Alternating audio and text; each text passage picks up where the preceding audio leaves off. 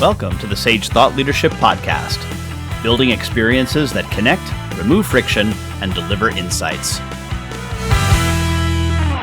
Well, hi everyone, and welcome to our podcast. I'm Ed Kless, and with me today is Emily Cosgrove.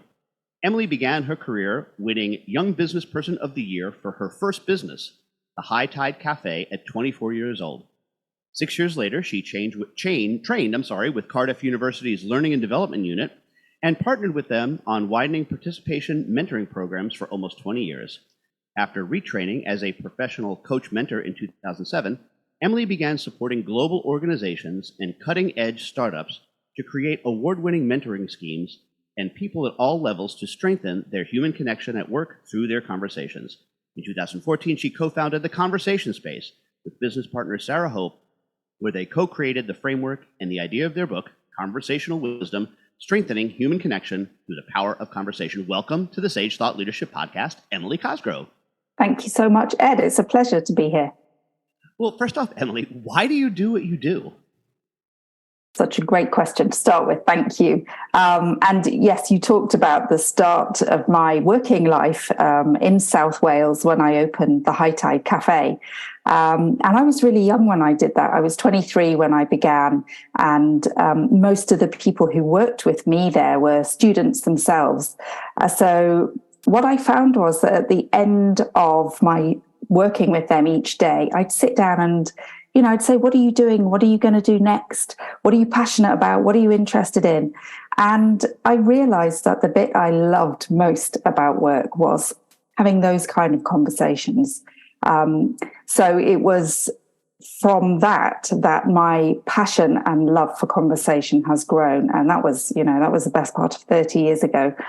And the reason that I still do it is that I think that we all spend the vast majority of our waking time working. And when we are working with other people, we forget that we bring all of the rest of our lives with us to work. And I think it's easy to forget about those important, more meaningful and deeper conversations and to connect with each other as people. So the reason that I do what I do is to help people do that. And I work with leaders, I work with teams, I work with all sorts of different organizations to help them think about the power of the conversation that they can have at every moment of every day and make the most of it. And I think particularly at the moment with the world changing the way it is and, AI and after the pandemic and hybrid working and all the rest of it, I think we are at risk of losing the art of connection and conversation. So I have a real passion for it, and that's why I do what I do. Well, expand on that. Tell me a little bit about the title of your book, Conversational Wisdom. Yeah.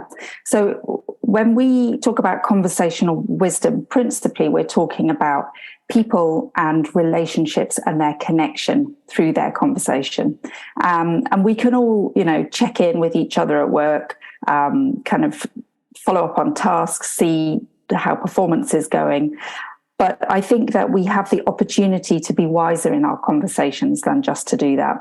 So conversational wisdom is about being more aware, more skilled, and more human in our conversations. It's around being aware of ourselves, our intent in each conversation, being aware of the environment where we hold the conversation, being skilled in our brilliant conversational skills of listening and questioning, and also sharing feedback, sharing what we notice in the conversations.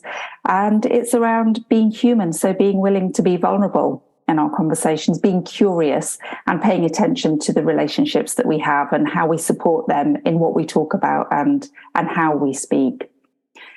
And there are different types of conversations, right? There's discussion, dialogue, even debate as a type of conversation. So can you talk a little bit about that? Yeah, absolutely. And there are conversations also that we don't want to have, and often that we don't have.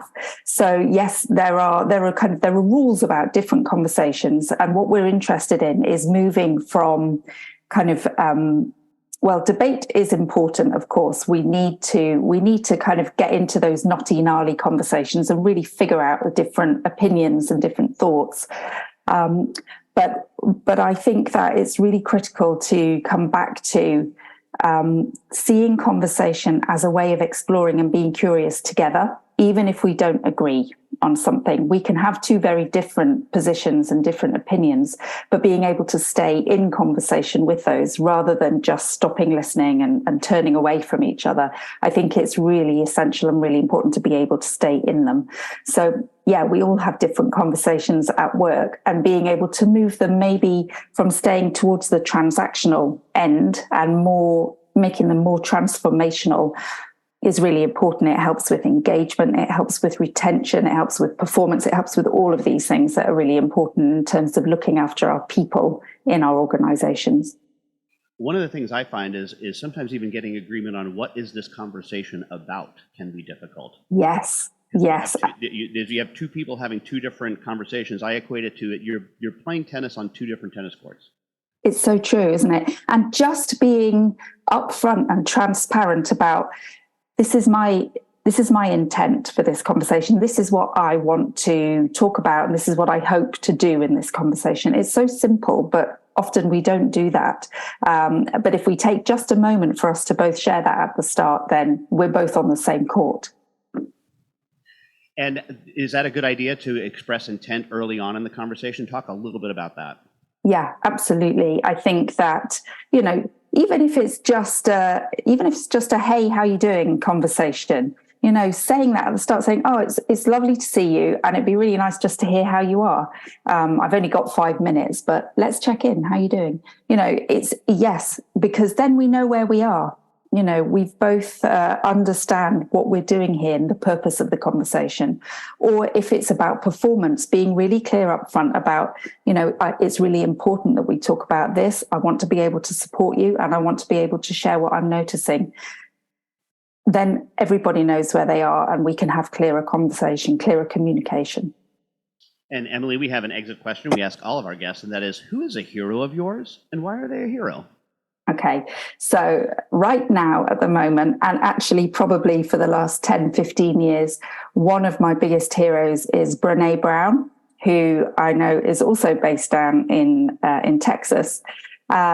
She's a research professor, but she's also a storyteller, and she is somebody who has given so much thought and curiosity into how we communicate and how we connect with each other.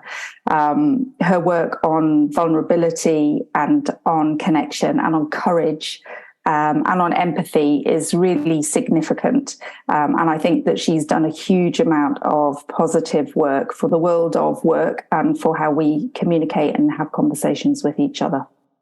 And lastly, Emily, how can somebody contact you?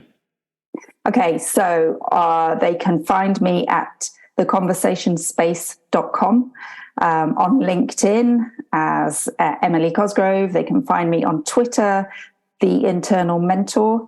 And to connect in any way, that would be lovely.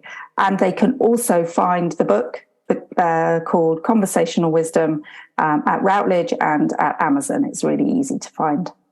All right. Once again, the book is Conversational Wisdom, Strengthening Human Connection Through the Power of Conversation. Emily Cosgrove, thanks so much for being a guest on the Sage Thought Leadership Podcast. Thank you, Ed. A pleasure. Review and subscribe by searching your podcast player of choice for Sage Thought Leadership Podcast.